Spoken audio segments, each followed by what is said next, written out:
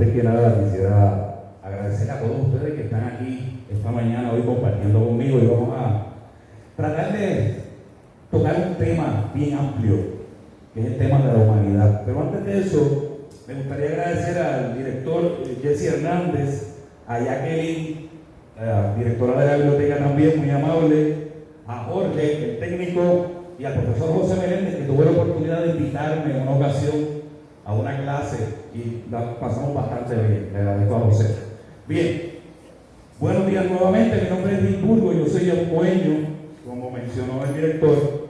Soy comunicador de 30 años de experiencia, y quizás ustedes digan, ¿qué rayo hace un comunicador hablando de la humanidad? Y muchas veces cuando nosotros estudiamos y estamos en la universidad y estamos aprendiendo, no todo está dicho y no todo se ha descubierto. Y yo, en mi estudio de comunicaciones, me di cuenta que el área de mi especialidad estaba medio incompleta.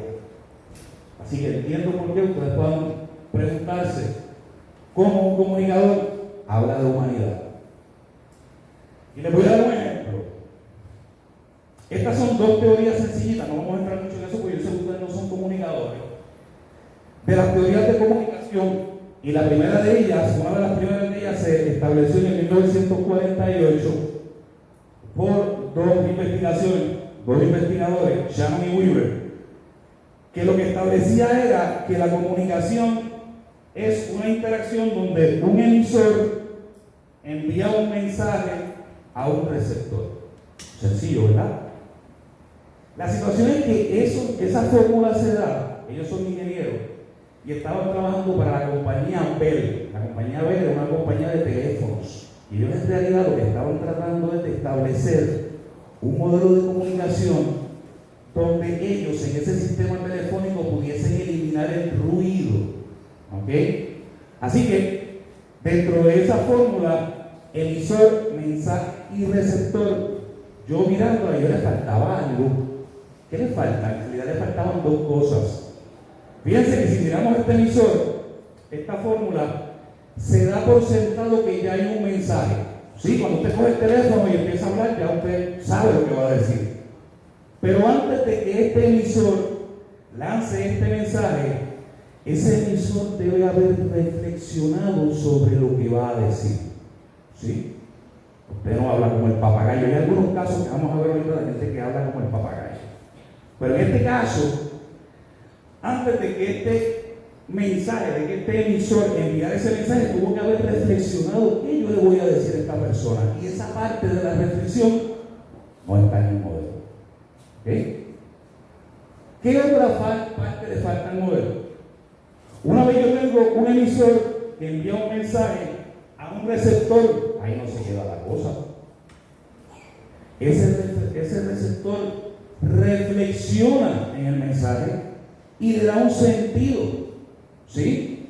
Cuando usted habla con alguien, usted reflexiona y de acuerdo a los códigos que usted tiene, usted le da un sentido, y eso se llama la interpretación del mensaje. ¿Sí?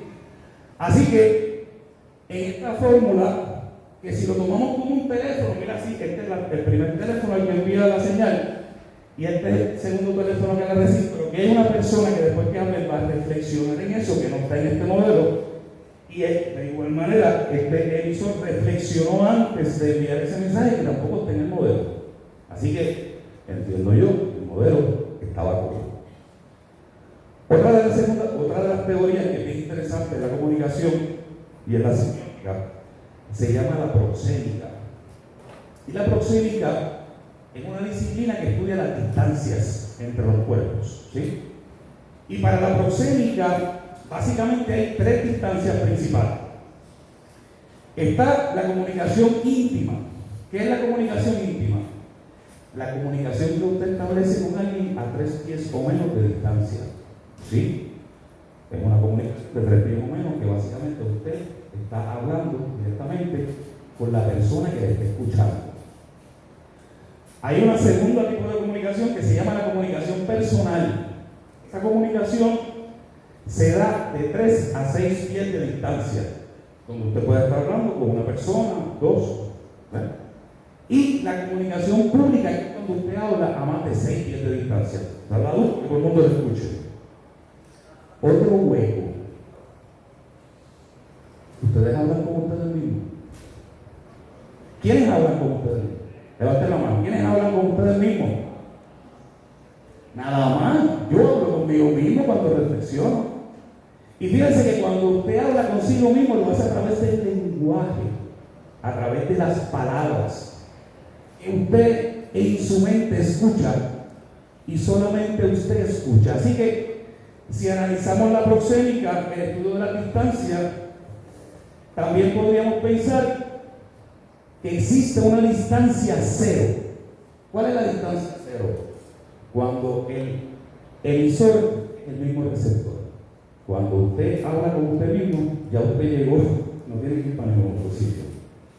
Así que, mirando el hueco que establecen estas teorías y entendiendo que cuando usted habla con usted mismo y usted se va formando como ser humano, es bien importante el lenguaje, y el lenguaje es comunicación.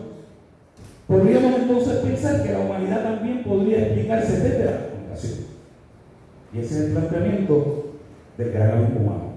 Así que, lejos de estar hablando de una comunicación interpersonal entre personas o una comunicación pública, nos vamos a concentrar en tratar de descubrir la comunicación intrapersonal, que es la que se da hacia adentro del individuo. Y el resultado de toda esta cosa que usted vive desde que llega a este planeta, desde que tiene su primera experiencia, desde que lo tuvieron sus padres, resulta en una creación de sentido. ¿Okay? Es un concepto bien importante. Usted va a crear un sentido de acuerdo a las circunstancias que le han tocado vivir, que la vamos a estudiar más adelante. Así que, básicamente, por eso comienzo esta investigación. También tenía que tener una tesis de maestría, eso era bien importante también. Y luego de haber visto los flancos que tiene la comunicación y cómo abordarlos, quizás es bien importante entrar en el problema del análisis antes de entrar en el análisis del problema. ¿Me explico?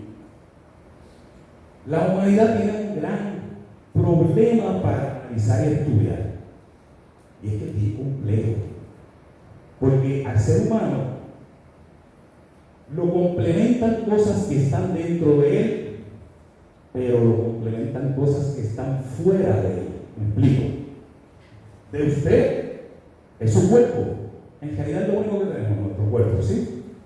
Y eso, la genética está dentro de usted, pero el entorno donde usted se crió, los cuidadores que lo atendieron, el lenguaje que usted aprendió, viene de afuera.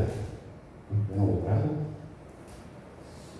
Usted tuvo que aprender la cartilla fonética, tuvo que aprender a escribir, tuvo que aprender a agradecer, ¿sí? Así que el ser humano, nuestra especie, la componen cosas que traemos en nuestra biología, pero cosas también que nos marcan en el entorno. Y eso es bien importante entenderlo. El hombre es tan complejo, la especie humana, y ahora mismo, y esto es para los que piensen que tenemos instintos maternos, o las mujeres tienen instintos maternos, el 25% de todos los embarazos se terminan a voluntad, sin ninguna razón médica. Una cuarta parte de todos los niños que se conciben son abortados sin ningún tipo de razón médica. La Organización Mundial de la Salud acaba de lanzar un estudio donde dice que cada 40 segundos se suicida un ser humano.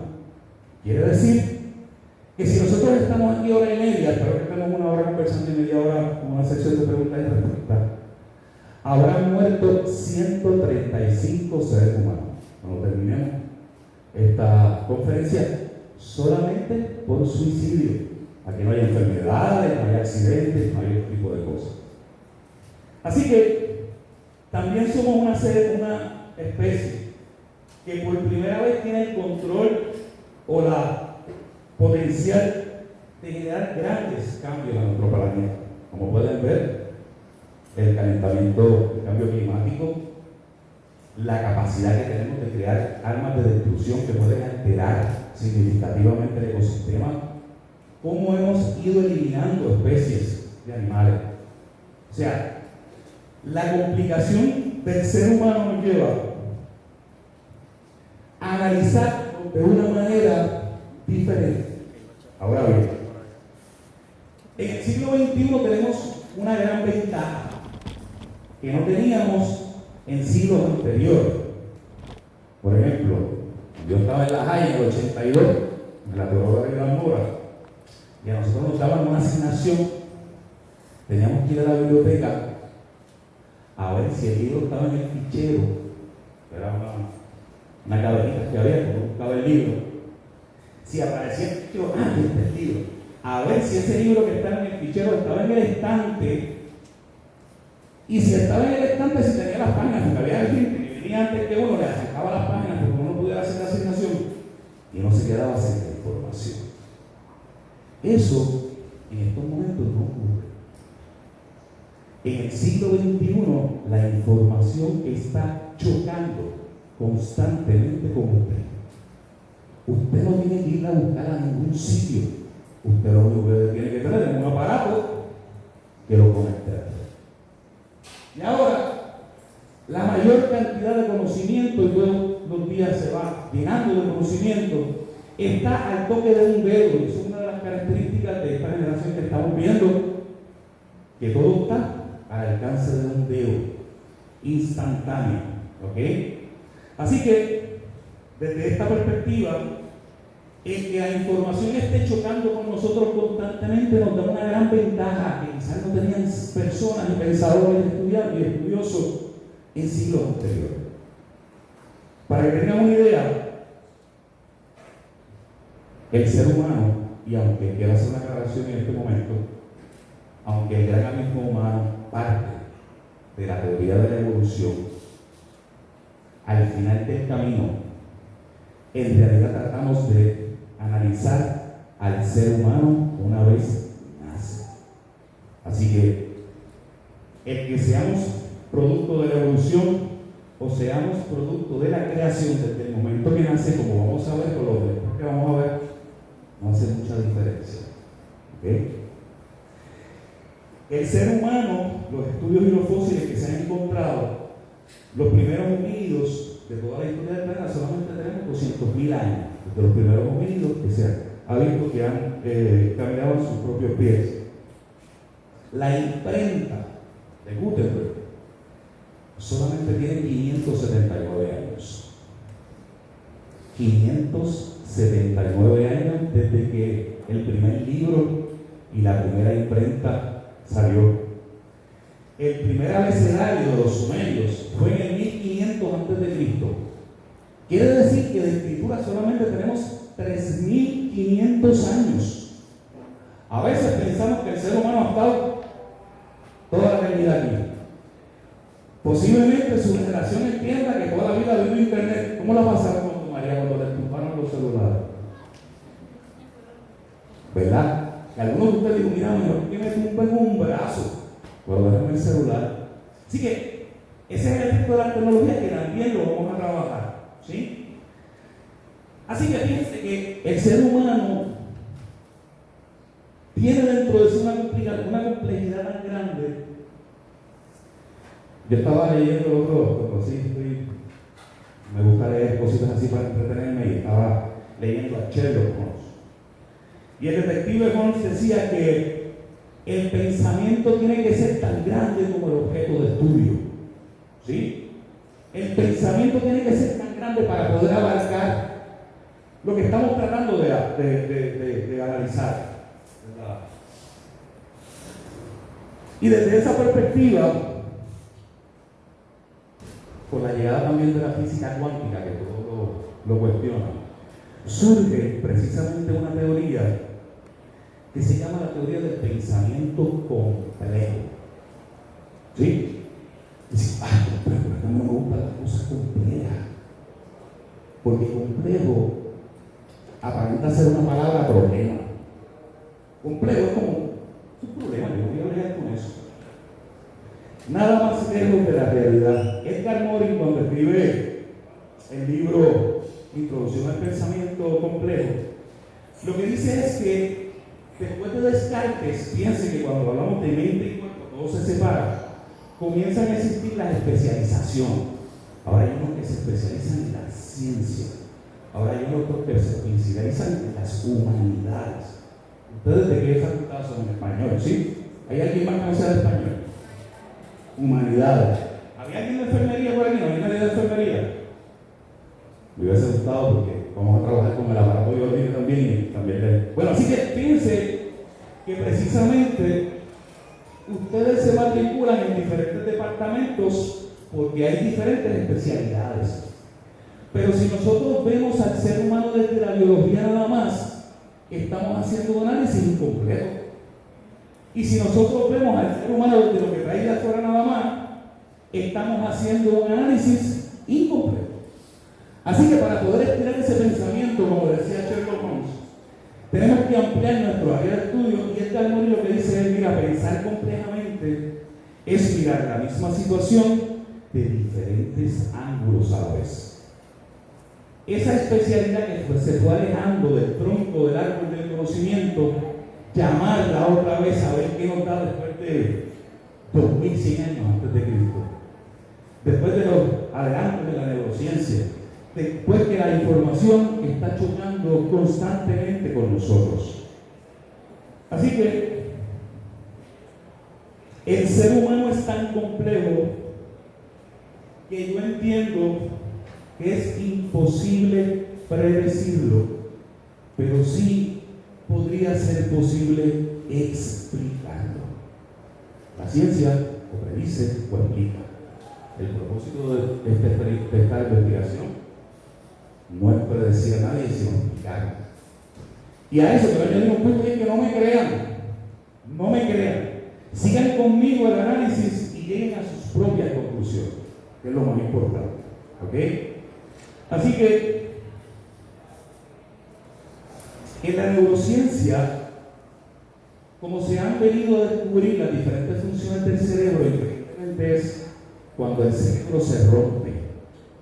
Cuando el cerebro se rompe, si muchas veces se dan golpes en el área occipital del cerebro y la persona pierde la visión o tiene problemas con la visión, los científicos han llegado a entender que la visión está acá atrás, ¿sí? Si hay personas que reciben golpes o traumas en el área izquierda del cerebro, donde están los mecanismos que nos permiten hablar y controlar el lenguaje y trabajar con el lenguaje, las personas se van a ver los casos de las personas que van a tener problemas con el habla, ¿sí? Así que de esa manera los científicos han visto que área más o menos cuando se desconecta algo, pues mira, se desconectó de aquí, pues de aquí debe ser, ¿sí? En el caso que vamos a ver, que es la base del estudio, son unos seres humanos que en sus primeras etapas de vida tuvieron un gran rompimiento. Y no fue necesariamente un golpe con algo que los haya impactado, sino, que los haya impactado físicamente, sino es un rompimiento con la humanidad. Niños que perdieron el contacto físico con otros seres humanos en las primeras etapas de vida. ¿Y qué efecto puede producir eso ante ustedes hoy? Les voy a traer dos casos. El primero que vamos a ver es el caso de Oksana Malaya. Oksana Malaya es una niña que en 1991 fue encontrada en Ucrania. Los padres la abandonaron a la edad de 3 años sola. Se perdieron, no regresaron a la casa. Y la niña fue criada por una manada de perros que vivía en la parte de atrás de su casa. ¿Quiénes han visto ese caso antes? Nadie. Muy bueno, ok. Les presento a Oksana Malaya.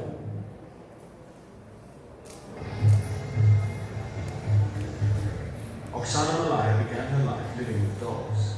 Rejected by her mother and father, she somehow survived for 6 years, living wild. before being taken into care.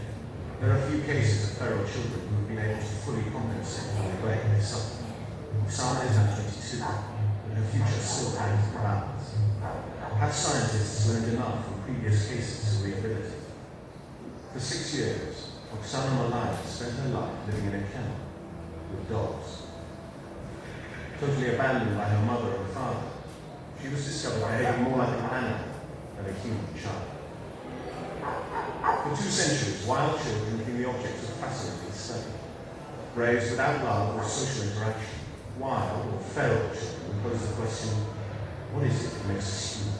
Oksana was born in November 1983. When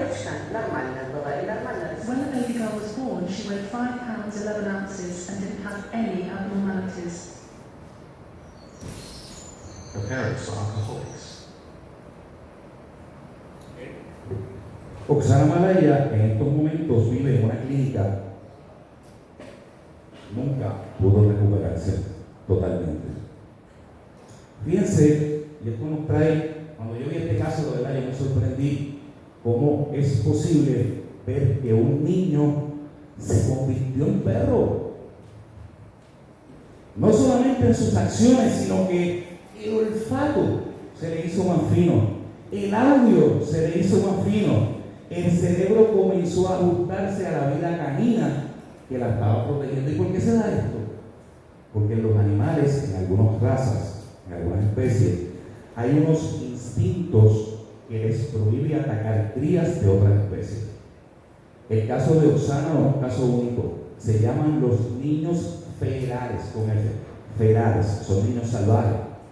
Y ha habido casos de monos con lobos, con perros, con osos, que gracias a su instinto, lejos de atacar una cría humana de otra especie, la acoge y la cría. ¿Ok? Así que el ver cómo un niño se convierte o adquiere características de otra especie podría hacernos pensar y dudar del tal llamado instinto humano. Y eso es lo que cuestiona el gran Abimora. Después de la experiencia esta y de estos casos, nosotros entendemos que el ser humano no tiene ni un solo instinto. Vamos a ver otro caso, que es bien dramático también, es el caso de Ginny. Ginny es un caso de California, 1970, y a Ginny lo que hicieron fue que la encerraron en un cuarto los primeros 10 años de su vida, sin que nadie la hablara, sin que nadie le dijera nada. Le pasaban la comida por debajo de una puerta. Lo único que tenía era una camita, una silla de estas donde hacen sus necesidades, que tenía un hueco en el medio y una ventana. Ginny no es el nombre de ella, Ginny es el nombre código para proteger la identidad. Y se referían al niño este de la botella, al genio de la lámpara. Pues la doctora que le puso el nombre la veía así, como un genio que había estado encerrado los primeros 10 años de su vida en esa habitación. Les presento a ella.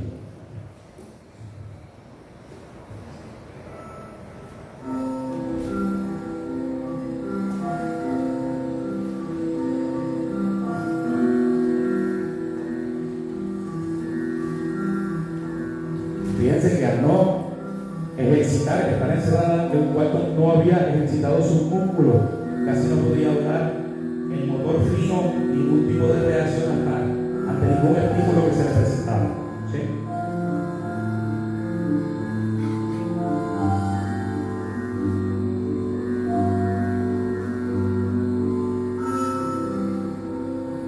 Ese es el cuarto, esa es la ventana, esa es la camita y la vacinilla donde ella hace su necesidad. Eso era todo lo que ella tuvo por 10 años.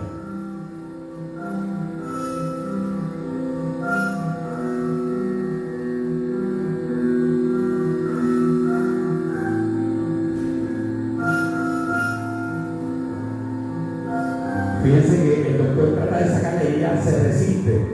Eso es otra característica de los ferales, no quieren salir de donde encuentran seguridad.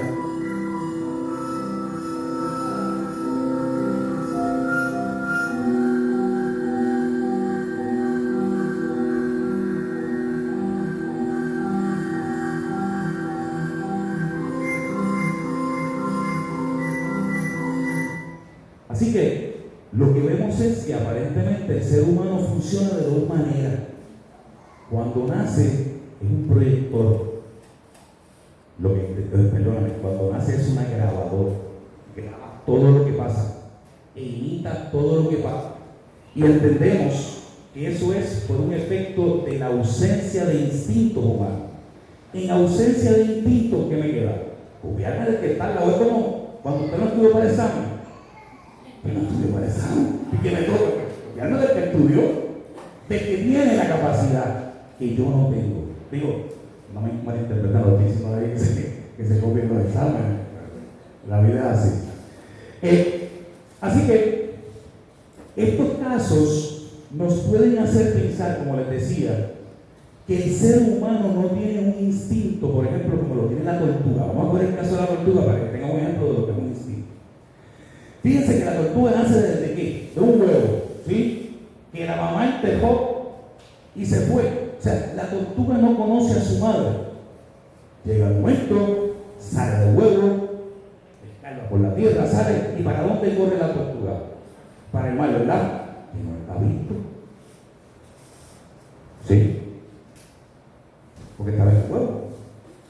Ahora, la tortuga se lanza al mar y la tortuga cuenta con unos instintos que le van a ayudar a desarrollarse en esa experiencia de vida. Le va a decir que va a comer, a qué le tiene que correr o defenderse, que puede atacar, cómo se va a variar. Fíjense que después de los años el instinto es tan grande que regresan a la misma playa de donde salieron. Y ya estaban un huevo. ¿Sí? Ese es el instinto. El gran amigo humano entiende que nosotros, los seres humanos, quizás somos más grandes que el resto de las especies, no por lo que nos sobra, sino por lo que nos falta. La ausencia de instinto es una gran maldición y una gran bendición. La ausencia de instinto, yo no estar amarrado a ninguna pauta de conducta, me permite la libertad para tener un verdadero libre albedrío. ¿Sí? Pero por otra parte, si yo no tengo ningún libro de instrucciones, pues estoy perdido. La tengo que generar. Así que, fíjense la definición de instinto, pauta de conducta genéticamente heredada, tiene que ver los genes, ante determinados estímulos internos y externos, y es común y universal, es importante. Tiene que valer para todos los miembros de la especie.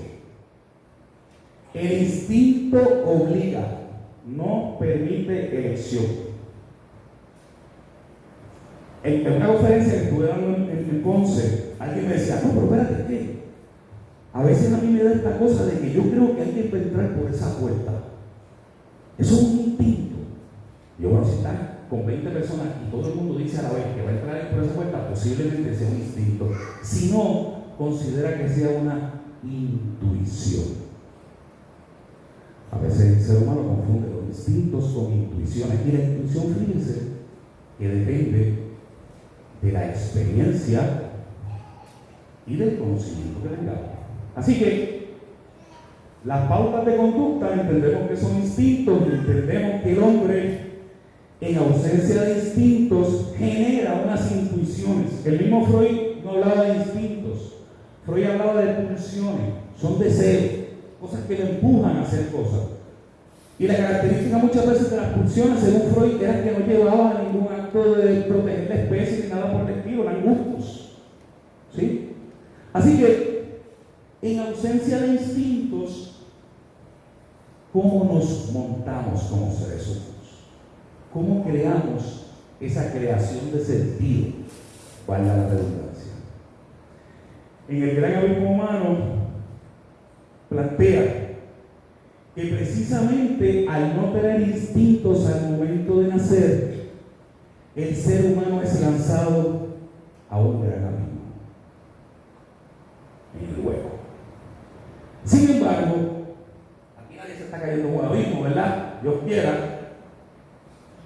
Existe una mesa que nos protege de ese abismo, digámoslo así, que se compone de 4 patas, mínimamente. La idea de este trabajo es que otras personas sigan investigando y encuentren otras patas y desarrollen esta teoría, pero de primera intención entendemos que la mesa tiene 4 patas y que aunque pueden haber más patas, la mesa no funcionaría y el ser humano no funcionaría con menos de eso. O sea que esto es mínimamente. Y vamos a comenzar describiendo las patas de la mesa. Y lo primero que el ser humano trae a esta existencia es un cuerpo humano, ¿sí? Y del cuerpo humano vamos a trabajar el cerebro, porque el cerebro es el órgano biológico más complejo del universo conocido. Inclusive, hay teóricos que plantean que el cerebro es más grande que el universo. ¿Por qué? Primero que nada, tiene más conexiones neuronales que las estrellas que se han podido contar.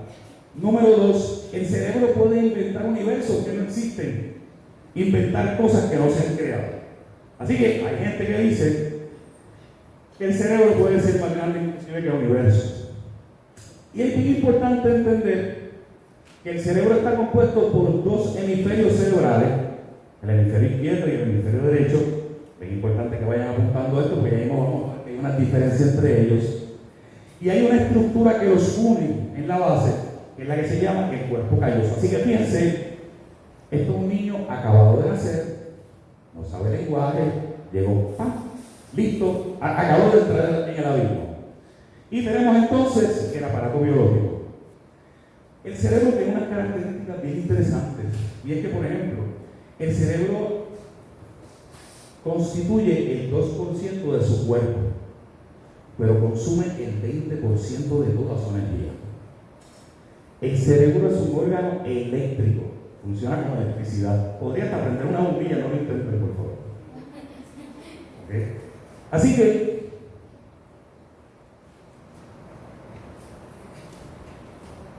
dentro de toda esa grandeza del cerebro, dicho de paso, tengo un video que me gustaría compartir con ustedes porque hace un resumen de la grandeza del cerebro. Con ustedes, Oda al cerebro. It's amazing to consider that I'm holding in my hands the place where someone once thought, and now for centuries scientists have been battling to understand what this unknown bodies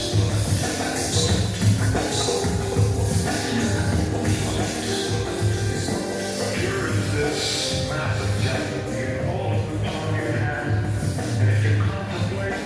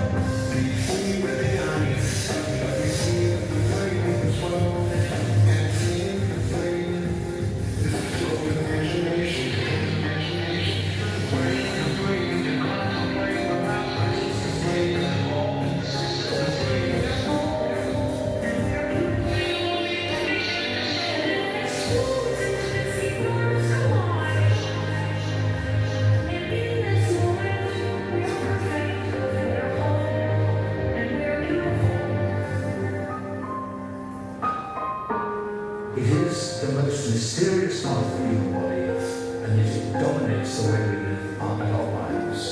It is the brain.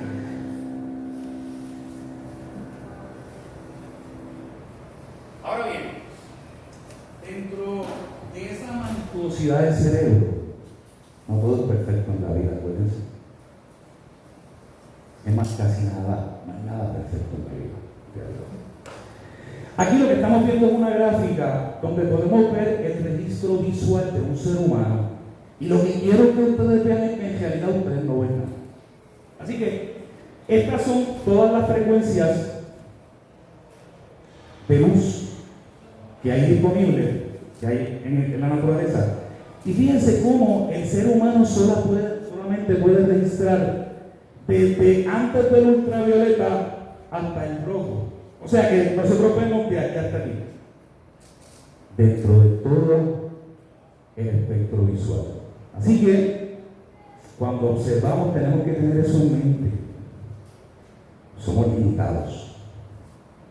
Por eso es que existen los microscopios, existen los telescopios, pero siempre lo que usted vea por ahí va a estar filtrado por su cerebro. Si vemos el registro auditivo, no es muy diferente. Básicamente aquí usted va a escuchar el área amarilla. Estas son frecuencias más lentas, estas son los ultrasonidos, frecuencias más rápidas, y básicamente usted escucha de aquí hasta aquí. Y lo voy a poner a pensar en algo, ¿por qué nosotros escuchamos? Nosotros escuchamos porque tenemos un órgano que se llama tímpano, ¿verdad?, en el oído, que vibra y puede leer las vibraciones, las ondas del aire, y el cerebro entonces puede traducir eso. Pero ustedes no se han puesto a pensar si en realidad el universo es silencioso, que en realidad nada suena nada, que si usted no tiene ese tímpano, que lo que en realidad existen son ondas corriendo en el aire, y si usted no tiene ese suelo, usted nunca escucha nada porque en realidad no se oye nada. Y que lo que usted escucha es una representación que su cerebro le está haciendo, pero en realidad allá afuera no se oye nada. ¿Sí? Así que, fíjense qué interesante es el cerebro. Y el cerebro es una cosa bien importante que tenemos que tener en mente. Está hecho para resolver problemas. El cerebro está hecho para resolver problemas. ¿Ok? Ahora, les voy a presentar dos casos.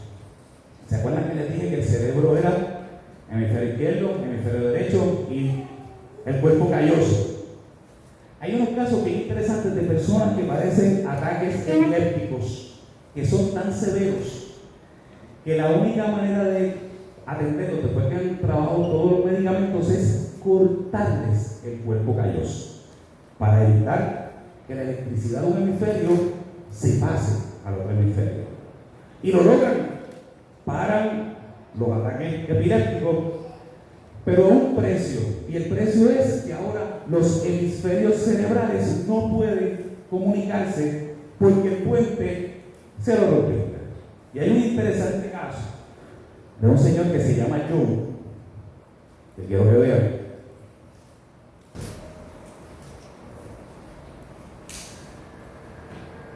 We began our journey into the human brain here on the campus of Dartmouth College in New Hampshire. I come to meet one of the world's leading brain scientists, Mike Gazzaniga, and a man who's Mike Gazzaniga, uno de los a man with two brains. psicólogos bien importante en este tipo de casos de lo que se llama la callosomía. The collaboration began when Joe had surgery. And you had this procedure to correct an epileptic problem? Trying to stop the seizures. I was having seizures like every day, so there's 2 or 3 a day. Tenía los ataques cada To 2, control 3 cada día. epileptic seizures, the surgeon severed the connection between the two halves of his brain. Cutting the corpus callosum like this would make up electric storms that cause the seizures. But it also prevented the left and right halves of his brain from communicating with each other. In the years since the operation, Joe's epilepsy has been under control. He now earns a living at an egg farm. And in his everyday life, he's largely unaffected by the fact that his left and his right brains work independently. Do you feel any different when you think about something and you did it differently from the way you felt before the procedure? Just got a backup, right? That's something everybody could use. I found out how true that was right away when I was asked to draw a different shape with each hand. A él le están pidiendo Roughly que mire esas dos y a la vez. piece. Pero como el cerebro está mezclado, la información se enreda y no lo logra. But because the two halves are connected, nothing wrong with that. Getting each hand to work independently isn't easy. No pueden trabajar independientes porque están pegados, ¿sí? Y él le dice, contra, tienen los hemisferios bien conectados. Vamos a ver a Joe. I was just drawing an upside down duck. Miren a Joe. But when Joe is given the same task, his two hands operate as if controlled by Fíjate, lo que ves la imagen en un segundo nada más. Ahí tienen los dos dibujos sin What's control. happening is that each half of Joe's brain is given a Porque cada uno está separado de la His información. eyes on the cross in the center of the screen. Anything flashed to the right of the cross goes only to his left hemisphere. Eso es importante. Lo que ustedes ponen como izquierdo se va. His right hemisphere. El cerebro va a manejar la parte opuesta a su cuerpo. El derecho controla el izquierdo y el izquierdo la parte derecha de su cuerpo. It's really like two different people doing the same. That's fair. That's the idea. Okay, Joe, I want you to keep your hands up. In an experiment that's now a classic in brain research, Este experimento es bien interesante 30 years ago used a similar porque ahí lo que le van a establecer a Joe brain are specialized to do different la parte del cerebro, el hemisferio que hace. things. Will actually work. Si yo le digo algo al derecho, él no lo va a poder decir con palabras, que es lo que hacen ahí.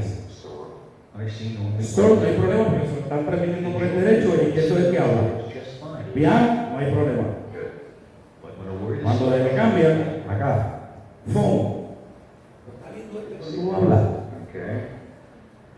but now watch what happens. Ahora dicen que lo dibuje con la mano izquierda. Acuérdense que el cerebro derecho controla la mano izquierda. Miren lo que él hace.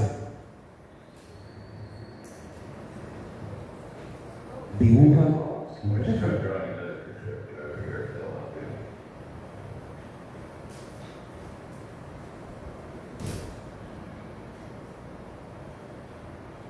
Yo no te lo puedo decir a ti, pero te lo voy a escribir para que te enteres de afuera.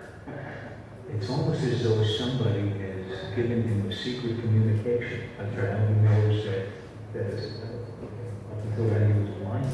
Exactly. When Gazzaniga first did this experiment, it instantly proved that the ability to speak resides almost exclusively in the left hemisphere. Not until he sees what his right brain is drawing is Joe able to name it. Sure.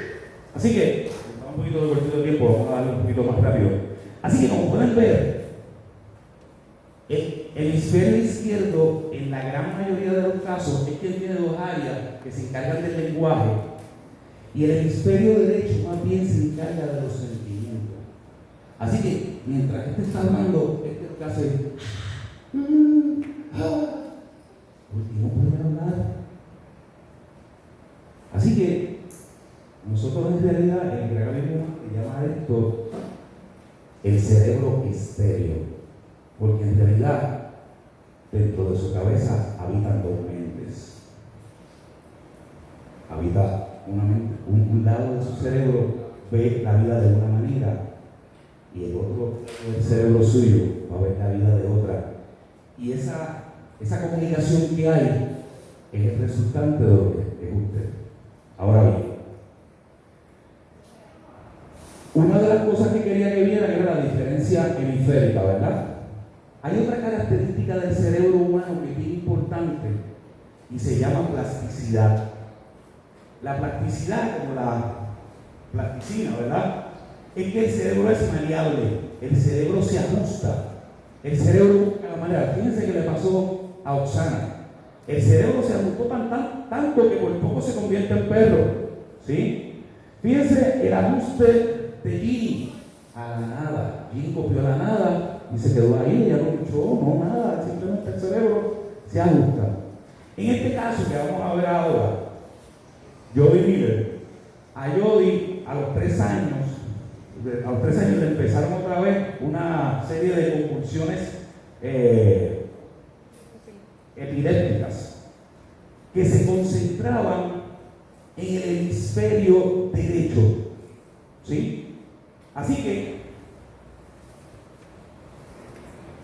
para tratar de resolver el problema, porque era demasiado grave, ella tenía convulsiones cada 3 minutos, era una cosa bien triste, se les ocurre a los médicos extirparle el hemisferio derecho. Completo.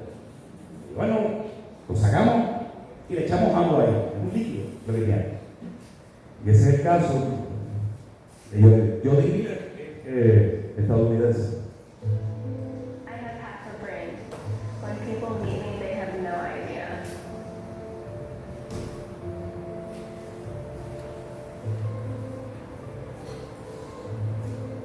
Y es bien interesante que fíjense, ya mismo van a aparecer como el problema era en el hemisferio derecho, y controla el lado izquierdo, ella siempre se caía para el izquierdo, era lo que se le apagaba.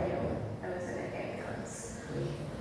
I tailed into the hospital and just watched her. She had another seizure the next morning, but nothing that they did worked. She was constantly La falling. convulsión, siempre So hacia el lado izquierdo, bad. Had to be on her left side all the time. It was to the porque point el where problema I was estaba en el derecho. every 3 minutes, and that wasn't.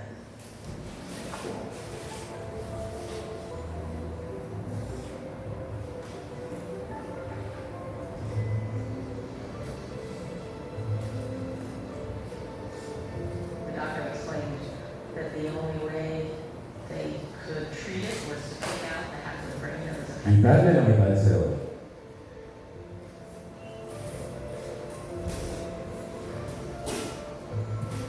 In very, very early childhood, the brain is thought to be in one of its Lo interesante es que a los 10 días después de la operación ya estaba caminando. change the brain at that point, there may be a better capacity for the brain to reorganize. Es una muestra de la capacidad de que tiene el cerebro de reorganizarse. El hemisferio que le ha quedado empezó a asumir todas las funciones del derecho. Todavía tiene un problema en su mano izquierda al caminar, pero mira, ya está así ahora. Pero wow, o sea, I'm a very está casada, tiene una vida más o menos normal. the main side of my brain. Lo único que tenía era medio cerebro de más. If you had asked me Okay. 25 years ago if it was possible to take out half Y obviamente la terapia, hacer ejercicio y demás pues ayuda al cerebro también. crazy. But here we are. Ahora bien, Life fíjense como el cerebro es medio tricky. Entonces aquí yo tengo un caso que es reciente, esto no hace un mes. Surgió en Australia. Esta persona que se llama Jenny Hayes fue abusada por su padre desde los 4 años hasta los 34 años. Ella alega que los abusos fueron diarios de su papá. Físicamente, su físico se vio tan comprometido que tuvieron, le destrozó el ano, le destrozó sus partes genitales. Ella está haciendo sus necesidades con un tubo porque la paró. Y esta persona, o su cerebro, para tratar de manejar esta cosa horrible, porque fíjense que por lo menos Jenny no le hacía nada, estaba sentada ahí, qué sé yo, por ahí está, iban a maltratarla a quien se supone que te cuide. ¿Sí? Y el cerebro, como pudo llegar en este caso, fue comenzar a producir personalidades, al punto de que esta persona vivía dentro de su cerebro 2.500 personalidades. Esto no es un cuento. Esta persona fue a testificar en contra de su padre en Australia. Así que tuvo que ser certificado por médicos antes de que su testimonio pudiera inducir a que una persona fuera preso. Y quiero que vean este caso porque está bien interesante. Jenny Hayes. NPD is, well, we prefer multiple personality Say again. disorder. Understand that some people prefer the term dissociated identities, but why not dissociated? It's not like we woke up and said, oh, I have to do something unpleasant. This is my job. I don't want to own that, so I'll push it away. That's not part of me. That's not how we worked. I was born and then I was removed by Symphony. Symphony la recibió. After that, and I shall ask her to come out and tell you this, because after this it all gets Symphony quiere salir. Ahí está. Ya tiene 4 años. Hi, Symphony. Hi. Symphony 4. Yes. 4 going on 50. Yes. I've got to be 4 because I'm hoping that when I get to testify that I can grow, because I've got to stay this age because I've got to tell my daddy. You are in charge of those things. Yes. You know what happened. Everything that he did after I took Jennifer away, he did to me. So, every single bit of abuse I have experienced, that's my job. My job is to deal with Daddy. That job is a big job. It was enormous. The first person I created after me was a man called Eric. And Eric is our organizer. Otra personalidad que era la que lo organizaba. Eric made them ¿Entiende? into a sit where they live, and he gave them their Eric lo organizaba y hay otra personalidad que va a salir ahora que se llama Oso, que es un muchacho. Y fíjense que cuando llega al cuerpo, lo primero que dice cada vez es pantalones, oye, porque a veces lo llamaban y lo que tenía era fallo. Tell me about them. Let's go through some of them. Okay, let's start with muscles. Es hermoso. Actually, I will ask him to come and talk to you, if that's okay. Yes, of course. Miren la transformación. Otra personalidad. Ahí estamos.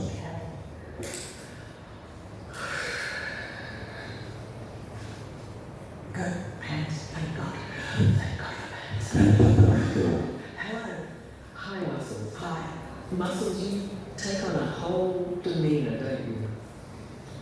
You're You're right. going to be here. You've got to be all the way here. There's no point being half-assed. Just be here.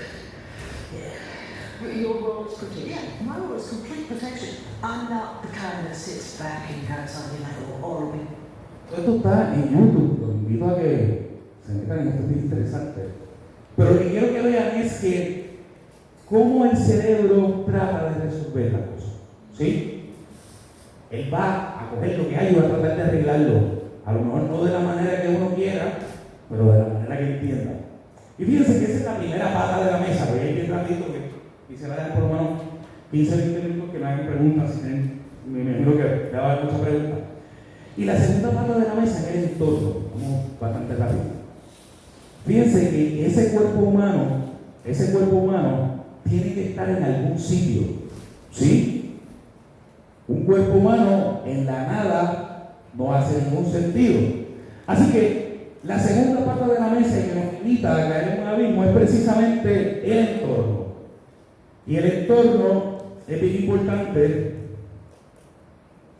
porque nosotros andamos en diferentes entornos. Tenemos el entorno académico, tenemos el entorno familiar, tenemos un entorno político, tenemos un entorno de clima y de ambiente, ¿sí? Pero también tenemos unos entornos que han ido evolucionando a través de la historia. Aquí hay estudiantes de historia, ¿verdad? ¿Cuántos son de historia? Había estudiantes de historia ahorita. Bueno, se fueron al break.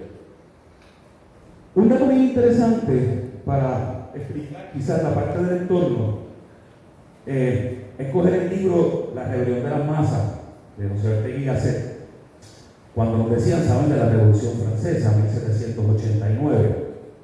Y antes de la Revolución Francesa, la creación de sentido era bien interesante porque se entendía que Dios ponía a los reyes. Era la época de la monarquía, ¿se acuerdan? Los reyes venían porque Dios lo había puesto ahí.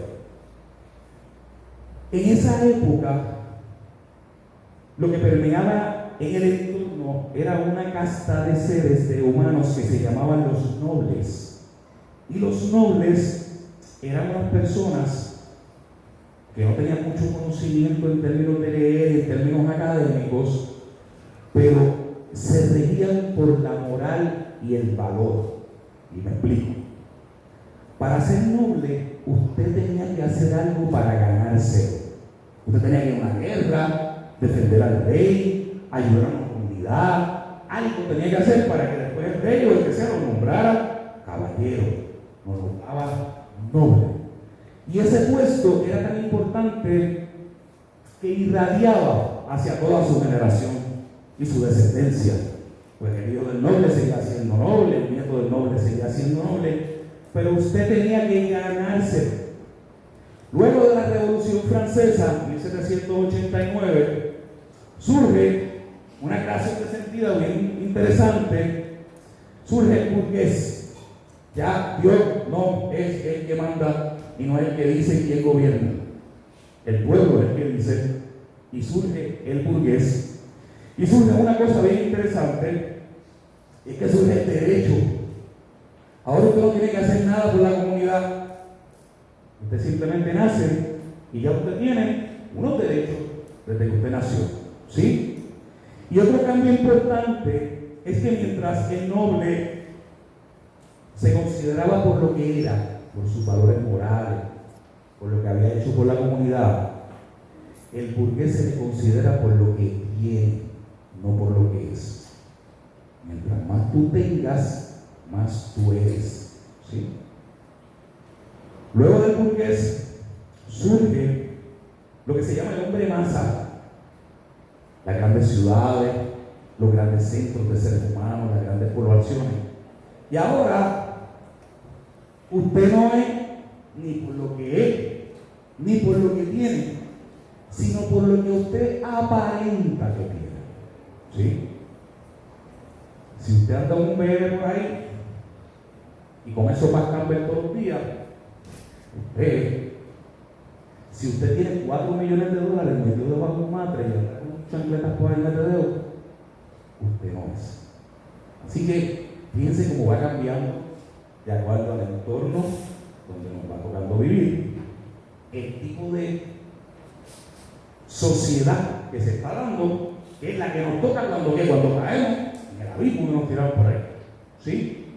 Así que tenemos dos ya patas. Tenemos el cuerpo humano, que nos da unas características y una herencia genética, y tenemos un entorno. La tercera pata,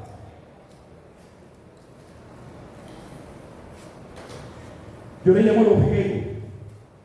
Y el objeto no es otra cosa que las tecnologías. La especie humana se caracteriza por inventar, reproducir, copiar, mejorar y transferir a las próximas generaciones diferentes tipos de tecnología. Y quizá esta parte de la tecnología es algo que nos invita a analizar y quizás confirmar la ausencia de instinto humano. Y les digo por qué. Una de las primeras tecnologías que desarrolló el hombre, o que empezó a manejar el hombre, fue ¿cuál? El fuego, ¿verdad? ¿Sí? El fuego. Fíjense que todavía el día de hoy, el hombre es el único ser vivo sobre esta tierra que ha ido al fuego a ver qué rayo ve. Todos los animales al día de hoy le ven al fuego. ¿Sí? Así que, para mí eso es una gran evidencia de la ausencia de instinto en el ser humano, el que a alguien se le haya ocurrido, y fue en diferentes sitios, no fue una sola persona en la humanidad, diferentes sitios. A ver, deja eso. Y se dice que el manejar el fuego fue una de las primeras situaciones que llevó al hombre a unirse más en grupo. ¿Por qué? Porque él cogió la llamita de fuego, pero él todavía no sabía cómo producirlo. Así que si no sabía cómo producirlo, tenían que conservarlo. Y usted se imagina andar toda la vida con una llamita que no se te apague. Hay una gran película que les invito que vea, se llama Quest for Fire. Es una historia de una aldea que tenía este tipo de situación, habían descubierto el fuego, lo siguen unos lobos, el sacerdote, porque el fuego era algo sagrado, ¿sí? Recuerden que le ayudaba a alimentarse, a protegerse por la noche, a defenderse, ¿sí? Así que, desde esta perspectiva, yéndonos por encima de la ausencia de instinto, o sea, por encima de la ausencia de instinto, comenzamos a desarrollar tecnología. Hay un libro que se llama De animales a dioses, también se lo recomiendo, sociólogo, que nos dice, por ejemplo, tomamos el caso del trigo. Fíjense que antes las sociedades eran lo que se llamaba cazadores-recolectores, ¿sí? Iban por ahí, grupitos pequeños, lo que aparecía. Comían esto, y era un jabalí, mañana una vaca, el otro día un cocodrilo, el otro día una serpiente, comemos guayaba hoy, tamarindo mañana, lo que sea, ¿sí? Pero llega un momento en que el ser humano se asienta y surge lo que se llama la agricultura, ¿sí? Y es una de las primeras razones que tiene el hombre para empezar a especializarse, porque cuando viene la agricultura, pues no todo el mundo siembra lo mismo, ¿verdad? Sé que siembra trigo, pero aquel sabrá de trigo, yo siembro china, pero aquel sabe de china, ¿sí? Dentro de esa perspectiva, uno de los primeros alimentos que se trabajó fue el trigo, y el trigo era una planta que estaba silvestre y una planta bien débil. Esta gente coge el trigo, empiezan a sembrarlo, y el autor hace un análisis bien interesante que dice, mira, la gente tenía que pasar todo el tiempo doblado, pegando con el trigo, se le echaba la espalda, ¿sí? La gente empezaron a aparecer de la espalda. El comer solo trigo y pocos alimentos era peor que ir caminando, porque caminando tú tenías una variedad de comida que otros podías comer. Ahora no, ahora comes trigo con esto, trigo con lo otro, trigo con lo otro, siempre es trigo. Así que, dentro de esa perspectiva, él analiza que quizás el asentamiento no fue tan provechoso para el ser humano ni para la biología, porque aparte de eso tú tenías que proteger el trigo. Si le daba una enfermedad al trigo, tenías que quitar lo que fuera a tratar de protegerlo. Si venía algún animal a comerse el trigo, tenías que espantar al animal. Si venía alguien a robarte el trigo, tenías que sacarlo. Así que, ¿quién trabajaba para quién? ¿El trigo para el hombre o el hombre para el trigo? ¿Sí? Lo que quiere decir es que muchas veces nosotros creamos tecnologías que pensamos que dominamos y al final ellas nos dominan a nosotros. Para un botón, para ejemplo, con un botón basta. Telegram, hace par de meses. Una tecnología que todo el mundo que estaba ahí entendía que nosotros lo dominamos. La tecnología terminó dominándolos. Si a usted le pasa que usted no puede vivir sin su aparato, la tecnología está empezando a tener una influencia y ya ustedes se consideran la generación Z, que es la generación que ya nació con la comunicación. Recuerden que el Internet todavía no lleva 50 años desde que se hizo público. Así que el objeto como tecnología también nos define, ¿sí? También nos define.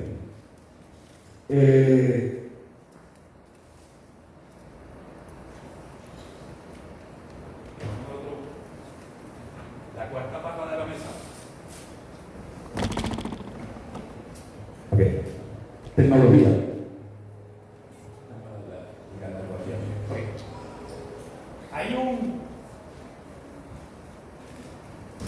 Hay un libro que se llama Singularity, que lo escribió Gers Russell, que establece que el efecto de la tecnología es tal y la tecnología se ha ido metiendo en los demás vectores. Por ejemplo, ya hay prótesis, lo que quiere decir es que la tecnología ha entrado en el aparato biológico, ya le ponen cosas, hay chips y demás, aparatos entrando dentro del cuerpo. Se han creado entornos virtuales, hay gente que se pasa en las computadoras y viviendo en un mundo virtual, pues ya ese es su entorno, ¿sí? En términos del objeto, ya vemos cuando los objetos tenemos que estar encima de los objetos todo el tiempo, y lo más peligroso es que también hay objetos de tecnología que nos están cuidando y están cuidando a nuestros niños pequeños, y eso es bien peligroso, ¿ok? Pero aparte, esta persona dice que el desarrollo tecnológico va a ser tan brutal y tan alto que va a llegar el momento en que el ser humano no va a hacer falta. Cuando la tecnología se reproduzca a sí misma y las máquinas puedan reproducirse a sí mismas, ya nosotros no vamos a hacer falta. ¿Sí? Y esto es lo que plantea, hay una, ¿se han visto la computadora Sophie? ¿No han visto el robot Sophie? Miren a Sophie.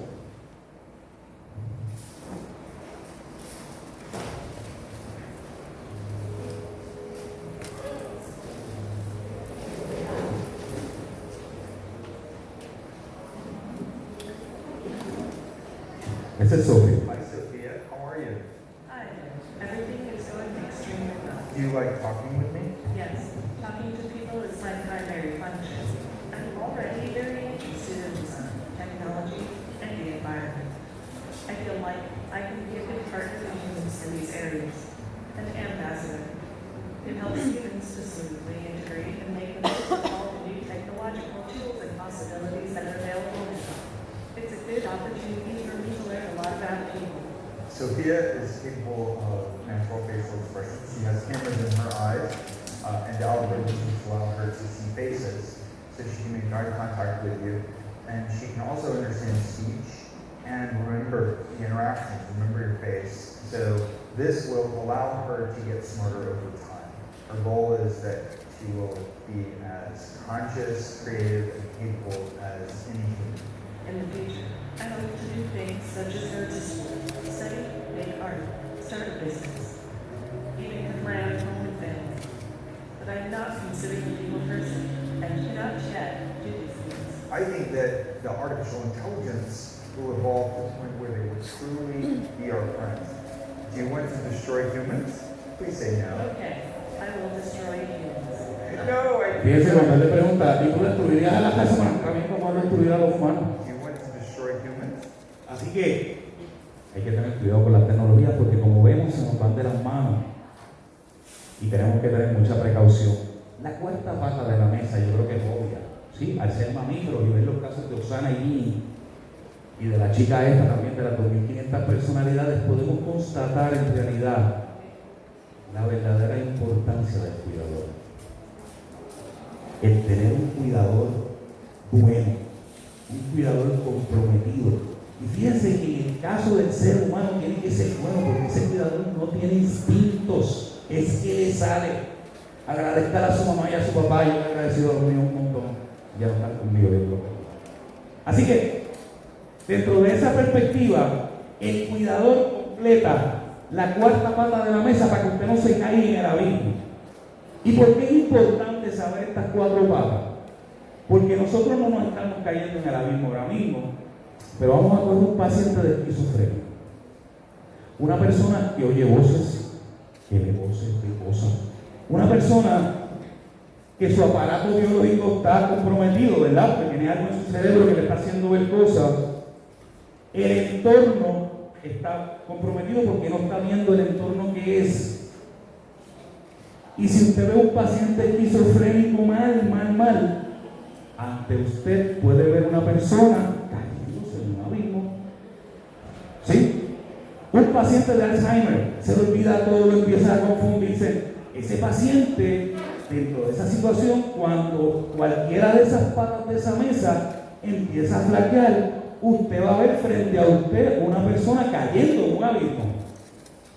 Así que la importancia de entender estas cuatro vectores, que es como le llamamos, estas cuatro fuerzas que nos montan como humanos, es que el día que el paciente esquizofrénico le falle su aparato biológico del entorno, va a necesitar de unas tecnologías y va a necesitar de unos cuidadores. ¿Me sigue? Si usted se le afecta una de las patas, tiene tres con las que usted puede reforzar a ver si su mesa no se cae. ¿Me sigue? ¿Está claro lo que estamos diciendo? ¿Sí? Así que esa es la importancia. ¿Pueden haber más patas de la mesa? Sí. Lo que entendemos es que no pueden haber menos. Si usted saca una de esas cuatro, se cae. ¿Sí? Entonces, para los de español, que los tengo aquí, de una parte para ustedes bien importante y chévere, es que una de las cosas más importantes que hace el cuidador, aparte de de presentarnos la cultura es enseñarlos el lenguaje. Y el lenguaje cambia total y absolutamente la manera de ver al mundo. ¿Sí? El lenguaje, bueno, antes de pasar al lenguaje, vamos a ver, fíjense que esta es la gráfica de un niño con sus 4 vectores todavía en etapa prelingüística. Y ahora les pregunto a ustedes yo, ¿cómo ese nene que no sabe hablar genera sentido? Genera sentido es, hace una interpretación de lo que está pasando. ¿Alguien tiene una idea? De atrás, estamos cortitos de tiempo. ¿Perdón? ¿Nadie habló? ¿Y yo? Ok. Entendemos que el niño comienza a crear sentido en las primeras etapas de vida antes de aprender el lenguaje a través de las sensaciones. El niño no necesita un lenguaje hablado para sentir. ¿Sí? Y ese es el primer sentimiento, es quizás lo que Freud decía, que se va constituyendo en el inconsciente o en el subconsciente, esas primeras etapas de vida. Que después, ese es el bizcocho con harina, que después le vamos a tirar un frosting por encima, que se llama lenguaje. Y fíjense cómo cambia el modelo, ya este es el modelo de un adulto en etapa lingüística, ¿sí? Y aquí podemos ver los cambios que produce el lenguaje. Número 1, cuando usted nace, todo está unido. Usted no sabe cómo se llaman las cosas. Usted viene de un medio acuático 9 meses, de momento sale uno de los primeros traumas más brutales que sale de un medio acuático, que empezar a respirar por pulmones, la luz que usted no ha visto directamente. Y desde esa perspectiva, cuando usted empieza a enseñarle los nombres de las cosas, ya el universo comienza a segmentarse. Ya usted sabe que eso es una mesa y que la mesa termina donde empieza el piso y que el piso termina donde empieza la pared. Y cuando usted empieza a ponerle nombres a las cosas, el universo empieza a develarse ante sus ojos. ¿Me entienden? ¿Sí? Aparte de eso es psicológicamente. Con el lenguaje podemos comenzar a pensar de una manera como la conocemos hoy en día. Y se da una cosa bien interesante, como les había bien dicho, en el hemisferio izquierdo, y es que hay 2 áreas cerebrales bien importantes para el lenguaje. Una de ellas se llama el área de Broca.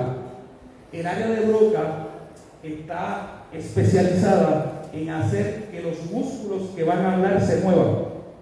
¿Sí? Y el área de Wernicke, son los investigadores que descubrieron estas áreas del cerebro. Esta se va a encargar de interpretar la información. ¿Me explico? Una persona con un trauma en el área de Broca va a poder entender, pero no va a poderlo decir. Porque las conexiones que van a los músculos, que van a, por ejemplo, a hacer que la lengua hable, que la boca tiene sonido, eso está desconectado porque esto es lo que lo controla. Personas a su vez que tienen un trauma en el área de Wernicke, que no entienden, son los que le necesitan y empiezan a hablar como el papagayo, bla bla bla bla bla bla, y que no entienden ni lo que está diciendo ni lo que le están diciendo a él. Así que una reacción de Broca al garete, como decimos por ahí. Y ahora fíjense aquí que tenemos, propiamente dicho, una atención, que son las áreas, fíjense que la parte izquierda está controlada por el hemisferio derecho, esa es la diferencia de colores. Lo mismo pasa acá. Y ahora sí tenemos aquí un objeto, un significante y un significado. Le podemos dar nombre a las cosas. Ahora bien, en la primera etapa, cuando la parte lingüística no está, que básicamente nos estamos funcionando con las sensaciones del bebé, nosotros entendemos, y hay un teórico que explica, que a esa etapa, antes de aprender a hablar, es el inner speech. Es una comunicación que usted tiene consigo mismo, pero a través de sensaciones, bien profundo. Eso es lo que está montando la zapata de su cerebro y de su creación de sentido. Una vez llegue el lenguaje, que es lo que le estaba diciendo, surge lo que se llama el self-talk. Ahora usted puede irse a una esquina y abatir sus pensamientos en términos de lenguaje, hablar con usted mismo, ¿sí? Le voy a dar un ejemplo. Si yo le digo rojo, azul, usted me dice azul, rápido. Eso puede venir de aquí. Es como si fuera casi intuitivo la contestación. Pero si yo le digo azul o blanco, y usted dice, ¿por qué él me habrá hecho esa pregunta? Y si le digo azul, y si le digo blanco, nos vamos acá. ¿Entienden cómo más o menos puede ser la diferencia? ¿Sí? Así que, en términos de lenguaje, para la clase el lenguaje es bien importante porque el tipo de lenguaje cambia la manera en que nos relacionamos. Por ejemplo, la primera cultura que se dio, una cultura auditiva activa, no se hablaba todavía, ¿sí? Y cuando uno no habla con el otro, la relación no es tanto con el otro, y sí con el universo.